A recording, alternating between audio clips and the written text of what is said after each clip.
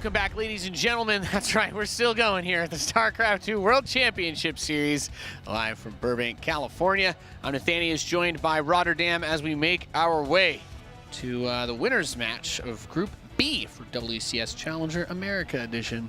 It's going to be a good one. JonSnow, however you want to call him, going up with Astrea. I think this is going to be a very explosive series. I'm particularly curious about the openings of Astrea, because whenever I watch his PvZ, it doesn't make much sense to me, other than the fact like I can see why he does it after he does it, but while he's doing things, it's like, why would you open up like this? Why are you moving out right now? Why are you making so many sentries and you don't have immortals? He does things his own way, but hey, I think he's a very, very fun and entertaining player to watch. Yeah, should certainly be an interesting matchup, especially because Astrea kind of brings his own little flavor. And I'm excited to see how he does. He's blocking the J of JonSnow, though. That's kind of rude. Oh my God! Well, it's on Snow. JonSnow just turned on. Sure. Boy. All right, we are loaded in to King's Cove to kick off this next best of 3. Spawning in the bottom right position, we have the red Protoss player. He is Astrea, aka Max Angel. What a name. On the left, in the left top side, representing Storm Gaming, the lovely team that's running a tournament this weekend as well. We're looking at the main base of the one and only JonSnow. Multiple challenger placements. He'll be like, hey, not just multiple challenger. He's like, I make top 4 all the time. As long as I don't run into Neep or Scarlet, I make top 4. That's what JonSnow is, Nate. That's true. It's very, very true. And all right, so we get into it here, and yeah, it's been an interesting day. Been a very long day over here. And what do you think about Astrea's builds then? Do you expect him to go Stargate? He's kind of leaned on that a lot, right? Yeah, we've seen a little bit of it. Wouldn't be surprised on this map. I know that he's absolutely capable of the robo builds as well, but I think maybe he saves those for the smaller maps, since King's Cove is obviously quite big. I wouldn't be shocked at all to see him go Stargate. Tiny chance even for a double Stargate. I mean, it's making a small resurgence lately, right? The double Stargate Phoenix, I'm starting to see it more and more again. People followed up with weird immortal timings as well. Call it the hero build, because Hero did it in GSL. Double Stargate, the hero build. Nate. He does follow it up. Wasn't there a brief little period of time where that was popping up so much in WCS a year ago? Everyone. Wasn't it? It wasn't called the hero build then, was it? I don't even think it was a year ago. I think it was like 6 months ago. At one point, people were starting to seriously get angry over there. Like, double Stargate again? I was like, well, what's wrong with double Stargate, guys? Hey, watch a little Phoenix dance? If it gets the job done. Phoenix are really fun to micro too. They're very. I respect your Phoenix control, Roddy, because whenever I try to play Protoss, I'm like, oh yeah, I love it. It's built on a Phoenix, no big deal. And then they die pretty fast. But when you get in, when you're able to grab a couple cheeky overlords here and there, get the drone pick-offs, especially if you can catch a Zerg off guard, that's the real dream. Fast +1 is also really fun too. Also quite curious about JonSnow, his approach here. I think in general against Stargate, he just likes to drone up. I'm not expecting too many crazy all-ins of JonSnow, and if there would be one, I'm also expecting to see it on one of the smaller maps. On a map this size, and it's kind of thing that we're going to see him probably drop a safety Roach Warren. I don't expect anything fancy like +1 melee or Banelings or something like that. Probably just drops the safety Roach Warren and then goes into Hydras once he knows what he's dealing with. It's kind of what I think we can prepare ourselves for, Nate. All right. Adept is going to throw that shade towards the main base, looking to see if there is anything to be spotted. He's going to complete the shade around the edge there, off creep. That's a good scout, right? And the Adept is safe anyway. He's taking a lot of damage now. I actually don't really like that he went that deep before shading, because now he's taking... lose it. Very low. Turn it up. Oh my goodness, yeah. That's why I didn't like that he went in before he shaded, because I think the shade was already off cooldown. So I honestly believe... Yeah. Normally, obviously, the beauty is having 2 Adepts together, right? You get 2 Adepts together, they start one-shotting drones, and you can really do some serious damage against the Zerg economy early on. Losing one of them ruins that entire game plan. Yep. And we got this one running back now. Running back home as we have that Stargate getting to work. Now, cheeky little probe's going to move out behind it too. Not entirely sure what the plan is with that boy, but Oracle making its way over to the natural. There are 2 queens there, no spore crawlers, but the 2 queens on their own should be able to do the trick, right, Kev? Yes, 2 queens will be able to force this Oracle to turn around with it still between his legs and get the hell out of there. It's a lot of additional gateways going up, by the way. It's a little more than what I normally see, because normally you see like the 2 extra gates being added. He's adding 3 gates at once. I believe that he still had a pylon as well. He found the probe. Yeah, I think he wanted to do some weird gateway Stargate timing without any Twilight upgrades whatsoever. But yeah, JonSnow found the probe, and that's obviously an awesome pick-off. He does have +1 melee on the way, so I was wrong about that one. He's going to be able to pick off this Adept as well. I think JonSnow's playing a pretty clean game so far. And for Astrea, Nate, I'm starting to worry a bit, because I feel like he really wanted to attack, but now he can't attack anymore because he lost his probe in the middle of the map. This doesn't really give him a whole lot of opportunity to transition very easily, right? He just has to start a Twilight and a Robo, and that's really it, right? He can't really move out. He's not like he's got a ton of Phoenix or something. He doesn't really have a crazy amount of Oracles. He's just going to try to take the 3rd base, and moving those Oracles out is a bit of a risk because he's exposing that 3rd base to getting overrun by the Zerglings. Like a cancel or something would be catastrophic. Yep. Considering the current circumstances as they are. There are a couple of sentries, but sentries alone are not going to be enough. Where are those adepts? So the adepts are on the other side of the map, and that's nice. They might be able to do some damage. But these sentries on the other end are very exposed. Astrea's not paying attention. No force fields. Doesn't really save it. So yeah, he gets a couple of drones, but he's losing the sentries, and he could very well lose the Nexus. He lost the Nexus during all of this. He did cancel it in the end, but he lost Pylon, forced to cancel the Nexus. This is a disaster for Astrea. Yeah, this not going well. Okay, the Oracles are going to head into the main base and try to get a little bit of tit for tat, and a couple of extra drones are going to be able to get knocked down.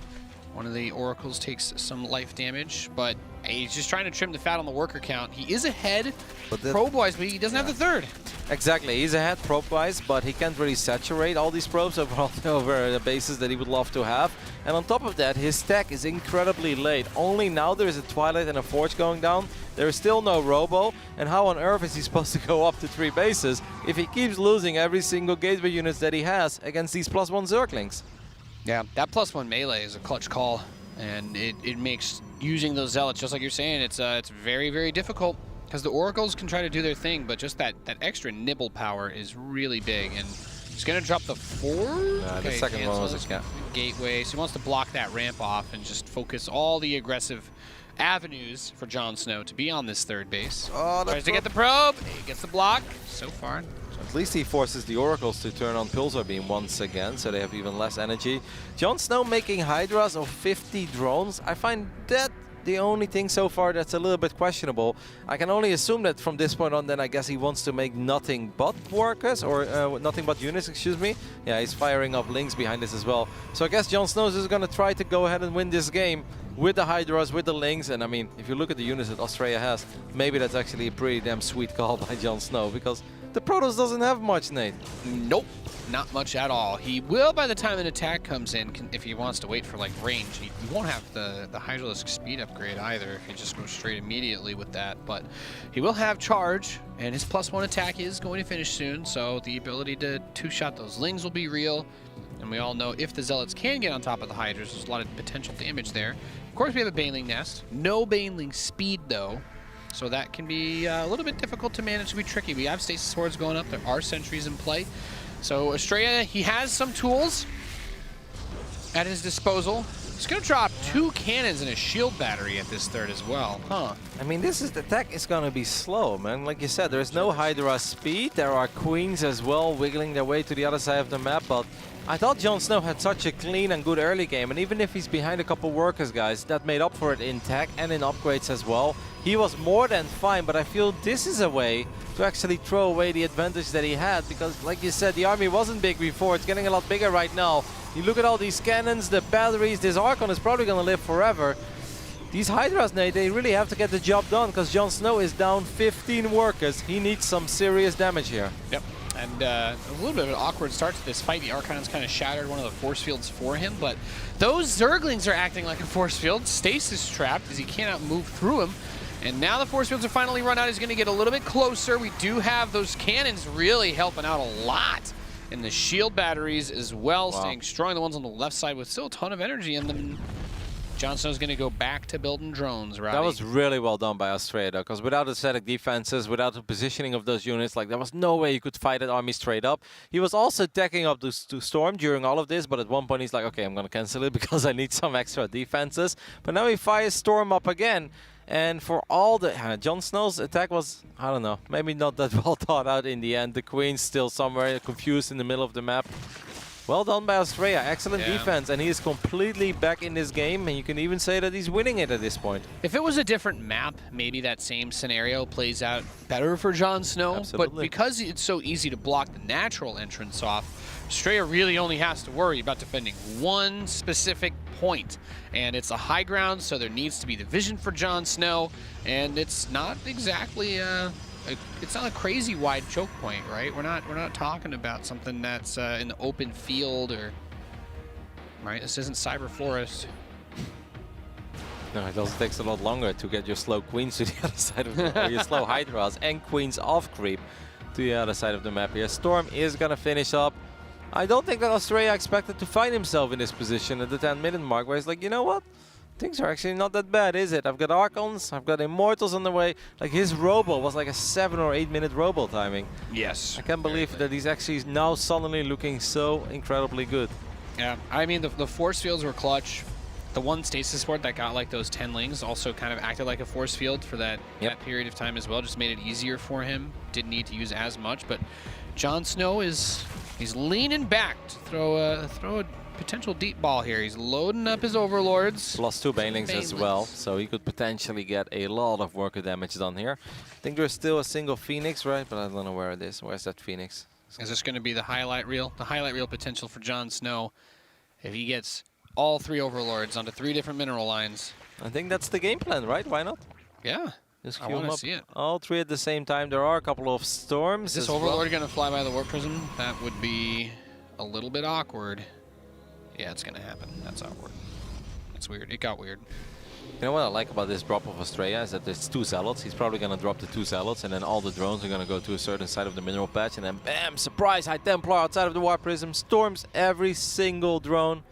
I can already see it happening, Nate. The drop lords are starting to reach the mineral lines, by the way. The first one, I guess, is the one in the natural. There are cannons. Oh, unload JonSnow. On the highlight reel. Now, an overlord with banelings in it, if it gets blown up like that, should just blow up. Storm's get 7 drones in the natural. The zealot is going to be able to come out and try to get a few more pickups as well. We have these overlords. He doesn't need to drop all the banelings on this base, right? Because 1 + 2 baneling will one-shot the drone. Oh, no! Oh my god. I really expected these drops to be somewhat successful, but Astrea is just defending this without any issues at all. And during all of it, he actually managed to get a storm drop done in the natural of JonSnow. He's killed 15 drones. That zealot just finally died.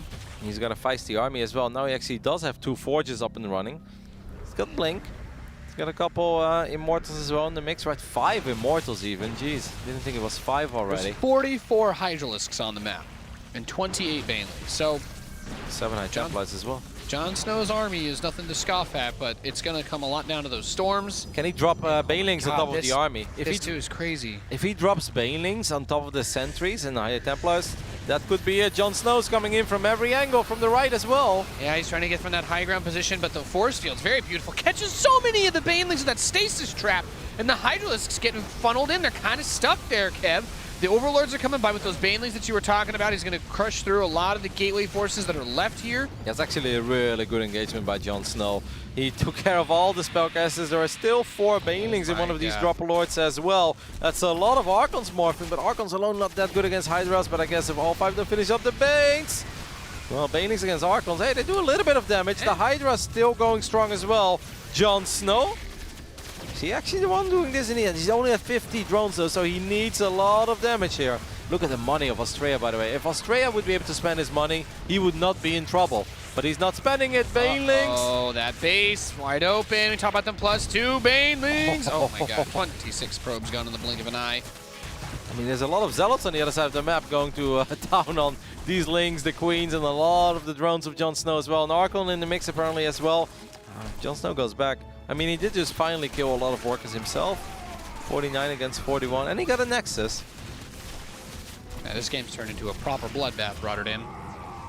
That was a sick engagement by JonSnow. The fact that he was able to come in from the right side there. Very well done. Down the ramp. Gave him a speed boost, Nate. Yes. No, the flanks and positioning was really good there. Especially because the stasis trap hit so many of the Banes as well. Like, attacking directly is never going to work right without a flank versus an army like that because of the sentries. But especially considering it went about as well as it could have on that front for Astrea. Yep. But we'll see if he's if he can follow this up. He's bringing the Hydras over. Got the Banes. Storms are going to start to crash down onto this army. He's getting through most of the High Templar energy. Oh, wow. Good few of them get killed right there. Pushing up this ramp, still very dangerous. There's still a lot of shield batteries, photon cannons helping to hold it together. And the upgrades are really beastly, right, on these Protoss units now. +3 attack, +2 armor for a lot of them. There are some more Zerglings on the way, but JonSnow with only 45 drones. He seems very determined to end this game, but I don't think he can, man. Again, especially shield batteries and cannons are so incredibly good against the units that JonSnow has at the moment. Yep, it's been quite tricky for him to try and punch through this, especially since if there's one thing that we can say we've learned about Astrea that's been very heavily highlighted this weekend, or in today's group, is that he likes High Templar, and he builds a lot of them. He has them at home. He has them scattered in random places. He has them in your base, as evidenced here. We're gonna watch two drones try to fist fight and morphing Archon there. That was a beautiful sight. These Lings, Hydras, and Banelings are gonna try to get on top of him here on this base. He is clumped really hard. Where are the storms? No energy at all. Storm is almost available, but he's not able to storm there in the end, so he will morph them into Archons. Banelings are gone. The Charged Zealots get on top of him. He's able to make it happen. GG Astrea. He's able to win the first map after what seemed like a not so fortunate start for him. No, that didn't work out at all. The first Adept going down without achieving anything. The second Adept is obviously useless at that point. The Oracles got a little bit of damage, but he lost the Nexus, he lost the Pylons, lost the Sentries, did a tiny bit of damage on the other side of the map. The only thing he had going for himself was the worker count. Like, yes, he's up 10 workers, but 2 bases against 3 and 0 tech. It was Stargate Gateway, that's it. That's nothing, you know. You normally can't win games with that, but yeah, JonSnow just making a low economy Hydra attack as a follow-up. If he just goes 4 bases and then plays the same style, the Hydra Link Bane style, I think he would have been more than fine, and JonSnow would have most likely taken that game after the start that he had. Yeah, well, you know what? Also, big credit to Astrea for being able to, in a crisis, pull it together. Great crisis management. His first stasis ward got triggered by the 2 Zerglings, so he was quick to get it replaced. He had the other one on the lower side that ended up cutting off a part of that ramp, made the field of play even smaller for JonSnow to try to attack. And it's always like an interesting discussion that we get into about whether players are going to use static defense. Well, we don't talk about it a whole lot, but in that moment, he's like, well, I'm going to drop cannons. I guess I don't have upgrades really for my units, and he didn't really get them for a while until he stabilized. But like those batteries and those cannons really helped, considering that he was able to block and keep everything out of range. 100%. Without that, he never defends that, because what are you going to wipe in? Stalkers without blink? Terrible. Zealots without charge? Lol. Yeah, just sentries? Well, that just delays the inevitable. Eventually, you're going to have to fight. So you really needed something. Cannons and batteries were by far and away the best choice he had there. And I also love the extra gate that he had in his natural, right? The full wall of next to the rocks. That made it a little bit easier. Didn't have to worry about, you know, a lot of buildings being attacked at once. Like, no, it would always just be a single gateway. So very well done by Astrea, turning things around when things started to look very, very grim and dicey, if you ask me. Let's see and go ahead what happens in game 2 that is going to be played on Cyber Forest. Cyber Forest, here we go. I would say the least popular map right now, Nate. We don't see a lot of it. I think everyone hates taking a third on this map. I'm just going to say what everyone's thinking. And it's that the third base is just weird. Most of these other maps, it's pretty tucked in, pretty close. And that low ground base with the rocks in front of it, I hate it. I hate that base. I wasn't crazy about this map. There's some nice fun alleyways to play with, but having a high ground outside of the base that your like brain tells you to take as a third is never really my bag. And the valley between the other, like the one north of here, is also just really annoying. Probe, also trying to be really annoying. Yep, and it is annoying. It's going to drop the pylon as well, but now it's going to enter the main base of JonSnow, and it's going to spot that the spawning pool is already halfway done, and the extractor finishes up at 109. There's a lot of scenarios where after, you know, a hatch first, a Zerg player will take that gas 109, 110, 111. So if I were Astrea, I'd be pretty worried here about aggression coming out of JonSnow, especially because this is a very small map as well. We'll see how Astrea decides to deal with it. He's gonna go Nexus, all right. Yeah, Shows no fear. If there's one thing I think that also stands out about Astrea's play is if he has an opportunity to be greedy, he also will be greedy. He's like, even the timing of his fourth base in that last game, like between everything that he was doing with the way that he held, like he was very confident to grab it, taking that fifth base in the middle. What is his wall of? When he had the chance. There's a hole on the right side as well, no, at the top. Or is that fully walled off? Well, I think you're the person to answer this question, Kevin, as the master of walls. I'm absolutely not the master of walls. Is it now a full wall off? I'm so confused about this creation of Astrea. It's definitely not very good against Banelings. Do you think he's trying to bait him? Do you think he wants him to Baneling all in him? Well, if that's what he wants, then he must like a lot of pain, because he's not going to defend it with this wall, Nate. Okay, okay. I honestly think that JonSnow should. Maybe JonSnow is going to go for a Nidus. He's still mining gas. That is a good scout, of course. It scouted the effect that there was still gas being mined. Yeah, it's going to be Ling Nidus. Ooh. Like Idriling style? Yep. Nice. Ooh, but okay. Was that his plan? His 200 IQ plan was put the Robo behind that pylon? I don't know. I mean, it does keep you safe against Banelings. Hey, this Adept, can it go in now? See, it wasn't a wall at first. It's not a wall. Yeah, no, it's a wall. He's got to be careful, because Zergling speed is going to be done way faster than normally is. You know, against these kind of builds, it is really important that you keep every single unit alive. This probe is actually going to go down. Oof. Now the Stalker is in an awkward spot as well. Link speed will finish up soon, but I guess the Stalker can be micro to safety. Yeah, it should be fine against the two Links. It's annoying, but he's going to be okay. Whoa, he recalls. Wow. He thinks he's going to lose it, so pull back. I guess with the other couple of Links showing up, if he wanted to keep the pylon wall, he would have. Did he lose the Adept? He lost the Adept. I think he's in so much trouble. The Immortal is still not on the way. It's going to be Dropper Lords as well. Double Dropper Lord. Maybe no Nidus. This is going to be a Link flood with Dropper Lords. Yeah. Yeah. Wow. Bringing back the old vibes. We don't really see this. Does this probe see it? The probe saw it, by the way. The probe saw an Overlord morph. It's going to send the Stalker over, but it's going to be on both sides. I mean, this brings me back with some of the Scarlet builds that he used at IEM. I'm watching this. Play the track. There goes my hero. I am Overlord. I think Astrea is so dead. Not bad. Let's steal. Look, if he keeps building stuff underneath where the Overlord could land. No. There is an Immortal. That Sentry is going to go down before even dropping the Force Field. G-Unit. Yep. GG. I mean, I must say, a lot of people will be like, oh, sure, Colin, they're so annoying, they're so strong.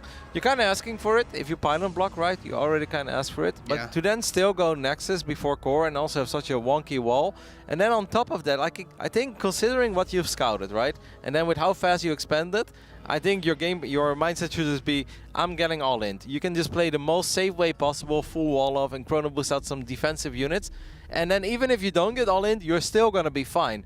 But then to just still like send out your Adept. If you lose your Adept, you have no units at home. You had a Stalker and a Sentry, that's it. How are you going to stop even a Nidus network when it goes up? You have no DPS at all. No. Nothing. Yeah. Brutal. Interesting choice. Yeah, I guess. I mean, the Drop Overlord, it does hit faster, right? So his Overlords were already in position, and he recognized the weakness. You talked about it. Losing Adepts on the field, not good.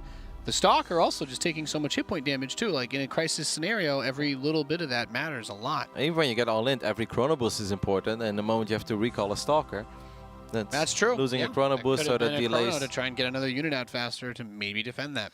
Exactly. So that means that we are going to game 3. It is going to be played on Turbo Cruise to determine who's going to take the first place spot in this group. Obviously, that is very important because that means that you not only will go guaranteed to the round of 8, but you could avoid other groups' winners. Yesterday, we saw Dr. Dario win his group, TLO. But obviously, we're expecting players like Neep to potentially win their group as well. Yes. And I think it's safe to say that both of these guys would love to avoid Neep in the quarterfinals. Yeah. Well, I don't think anybody wants. Nobody wants to play Neep. That was a bit of a part of JonSnow's legacy, wasn't it, for a while, too? That he would win everything until he played Neep. Yeah. And he would always lose against Neep. Yeah. I guess, I don't know if that's really a curse, right? Doesn't it just mean that JonSnow keeps beating everybody until he hits Neep, which is also kind of, that's also kind of awesome. Someone's like, man, I only lose to the best player. It's like, well, you probably still win a lot then, huh? unless you hit him in the first round. So you want to get out of the group in first place. There are worse things in the world than losing to Neep in like the semifinals of a tournament. Yeah. Of course, Neep did not win his group last time. It is important to mention that once again. Like, we can't say for sure that Neep is going to win his group. A lot of good players in WCS, NA as well. Yeah. But Neep with his status, we do normally expect it. It's going to be a gateway on the low ground. Sorry, Nate. Yeah. I was just going to say, I love those stats, though. And I love you bringing that up and discussing that, because it's a funny thing where the majority of the players, when we think, like, we look at just this season of Challenger, it's a lot of Terrans, right? So and it's a lot of newcomers that are Terrans that have qualified, and we talk about, we're like, oh yeah, you know, he did this well, he did that well, maybe he makes it to the circuit event, and some of these guys might come out of this WCS being like, oh yeah, he's the last month he's, oh my god. It's a fake. Yeah, it is. It has to be a He's fake. got a gas as well, so he's faking it. He hasn't built a forge, so. But yeah. Anyway, I was just gonna say, like the stats can just look weird with that, right? It's like, well, this season JonSnow actually had like an 80% win rate versus Terran. It's like, who'd he beat? Well, Drunken Boy, Crucial Nug, and. No, that's true. There's obviously a big difference, right? Yeah. Within some of these guys. I just think about it like that, where it's like, oh, he always loses to Neeb. But I'm like, yes, but isn't that just because he always beats everyone until he gets to the point where he would have to play Neeb? So, what about these walls of Astrea? Can we take a look at the natural real quick? What are these walls? What was that Cyber Forest wall? Walls around the world. And what is this wall? Does he just like love losing to all-ins? I guess. Like this. I thought, you know what? I made the joke last game. I won't do it this time. But obviously, it's not a 200. It's a 2 IQ, right? I guess. I don't know. I don't know. I'm just confused about it. Like, I'm Not sure. make holding a Ling Flood any easier. I'm sure that he does it for a reason. So I don't really want to judge him. But I feel like it took us 3 years to figure out as Protoss players that we should not have a pylon in the wall. And now Astrea is just going back in time. He's like, no, no, no. You do want the pylon in the wall. We're like, why? And he's like, I don't know. He's like, I want them to all in me. Maybe he's trying to debate. I want to be all in. Yes. How did that work out for you last game? Well, yeah, last game didn't really work out because JonSnow did not go hatch first, but had his gas finishing up at 109. That's when normally a gas starts. So obviously the all-in was always going to be very powerful. I must say I'm still surprised by how many Protoss players do not take it serious when it's like, oh, I got my pylon block off. This is awesome. It's like, okay, you took your gas like 35 seconds faster than you normally do. Well, I'm sure we have a nice macro game. It's like, no, that never happens. Nope. That's not a thing. Stop trying to make it a thing. He's gonna get link flooded, by the way. So you said Nice. this is not gonna make hold. Hey, did JonSnow is so smart. Can we take a look at the saturation of JonSnow's main base? Can we take a look at it? He's like 11 drones. That's because he sent 5 extra drones to his natural. That's not because he's bad, okay? But he just saw the Adept coming, and now the Adept just scouted 7 workers in the natural. So Astrea's like, oh cool, he's macroing. And JonSnow's like, no, I'm actually link flooding you. Baited. Suddenly having a weak building in the front of the wall seems like a possible weakness. That probably means no warp gate, Nate. This pylon is gonna get picked off. No warp gate. Now a lot of surface area, by the way, on the cybernetics core. He does still have a wall off, and the slow zones are not making it any easier. Warp gate will finish up. I mean, Astrea has 33 workers, so he can absolutely afford to lose a couple. He does lose the cyber core now. So I guess the one downside is he can't warp in any units anymore. Why doesn't he make an Immortal? It's something, right? You want some DPS? Yeah, he needs something that can fight. Yep. The Warp Prism just finished. Oh, he's got an Immortal. Never mind. Okay.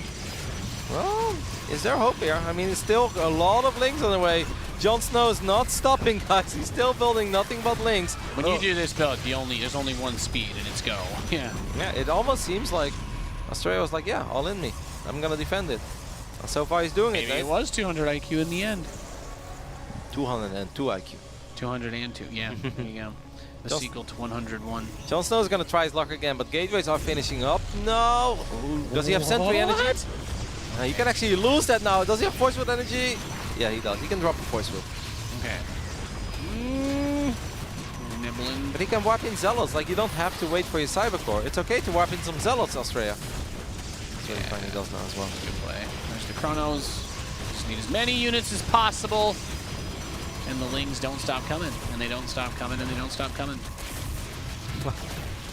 I mean, the gateway is going to go down. But at this point, JonSnow has already lost 55 Zerglings, and he's going to end up losing a few more. I mean, Astrea won't be able to produce a lot of units, but the units that he does have They seem like they can live forever. How many kills does the sentry have? 17.